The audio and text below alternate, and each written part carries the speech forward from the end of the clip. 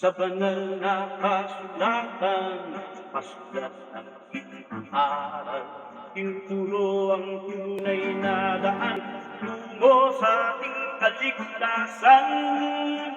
May buhay na walang hanggan, sa atin ay nakalaan. Isang simpleng paniniwala, mabubuhay kang walang hanggan.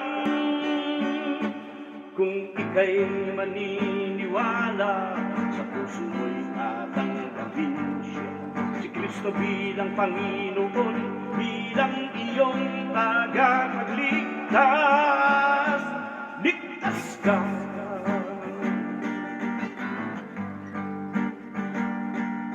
Sa banal na kasulatan, nakasulat ang gintong aral, tinuturo ang tunay na daan tungo sa ating kaligtasan. May buhay na walang hanggan, sa atin ay nakalaan. Isang simpleng paniniwala, mabubuhay kang walang hanggan. Kung ika'y maniniwala, sa puso mo'y tatanggapin siya.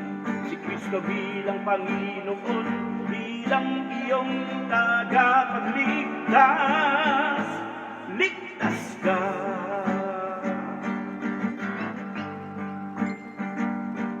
Juan Kapitulo 14, versikulo 6.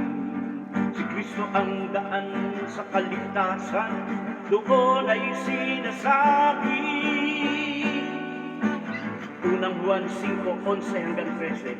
At ito ang patotoo na tayo binigyan ng Diyos ng buhay na walang hanggan. At ang buhay na ito ay nasa kanyang anak.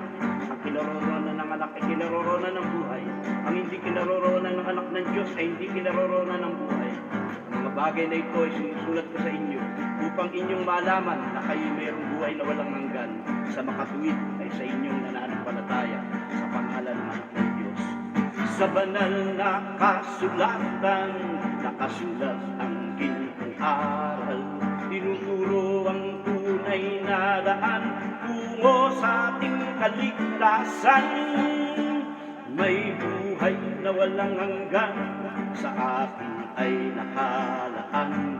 Isang simpleng paniniwala, mabubuhay kang walang hanggan.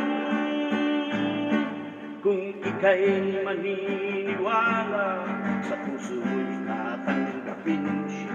Si Kristo bilang Panginoon, bilang iyong tagapagligtas. Ligtas ka.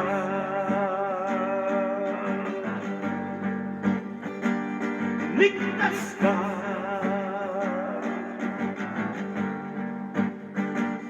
Ligtas ka.